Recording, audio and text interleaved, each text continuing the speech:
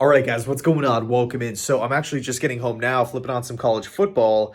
I think Ohio State just turned that game on. But anyway, we have some breaking Broncos news here. It looks like Russell Wilson is going to be out for the Jet game. Okay, Brett Rippon is going to be the starting quarterback, and at face value on paper, I think, to the general fan, it's like, oh my God, the Jets' chances of winning this football game have skyrocketed up. But what's really interesting, and funny enough, I actually did a video on this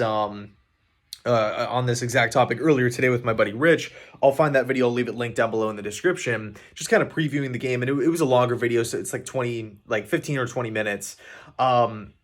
Not only just Rich, but every other Bronco fan I've talked to, three to be specific, want Russell Wilson on the bench because it's not so much, hey, we're benching Russell, he's horrible, we're done with him. It's more so he doesn't look like he's the same player over in Seattle, whether it's the shoulder injury, whether it's the hamstring injury.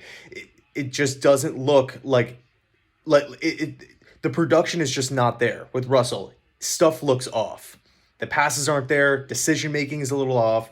Missing wide open guys. Again, I've only talked to a couple Broncos fans here, and granted, they've watched every single snap of Broncos football for years. Okay, from what they have been saying, it's not on the scheme. It's not on the receivers. It's not on the play calls. It's not 100% on Russell. It's football. It's a collective effort here, collective unit. But at the same time, they are putting I don't find it a coincidence that, again, literally every fan I've talked to, they're putting more of the blame on Russell's plate as opposed to Hackett, as opposed to, the receivers not being able to get open. One thing that we do know about this Broncos team is that the defense is elite. I don't think that's an over-exaggeration. In my opinion, this defense is top-notch. They are good against the run. They are good against the pass. They have talent for days. Athleticism, they pretty much have it all. I believe they're seventh in sacks as well. They don't get penalized. This is a very, very talented and well-coached defense. We've seen the production, and also, this is a 2-4 football team, one of the worst offenses rankings-wise.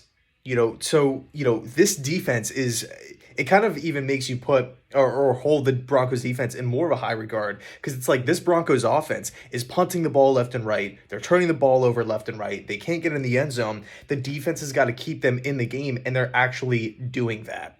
So I think it's going to be a tough task. Playing in Denver's tough enough, but going up against that defense, but it's going to be Brett Rippon here.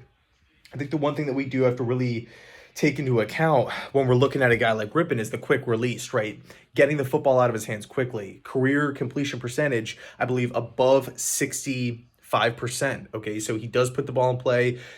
Granted, super small sample size here, only a handful of games. But with that said, you might not have to factor in the star power, the mobility that Russell Wilson brings. But at the end of the day, I don't think this is just an automatic win for the Jets. I think going up against that defense is going to be really, really difficult. And I think really the plan of attack should be to continue to feed the backs.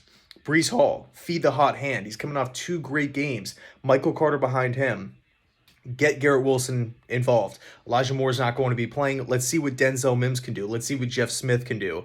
Maybe let's try to work in some tight end magic as well.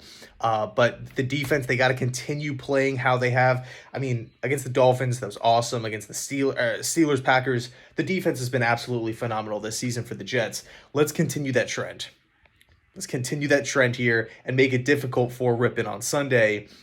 But again, I'm not writing this game off. I do find it a little weird that every Bronco fan I've talked to is like, yeah, Russell needs time on the bench. He needs time to heal. He's not the same player.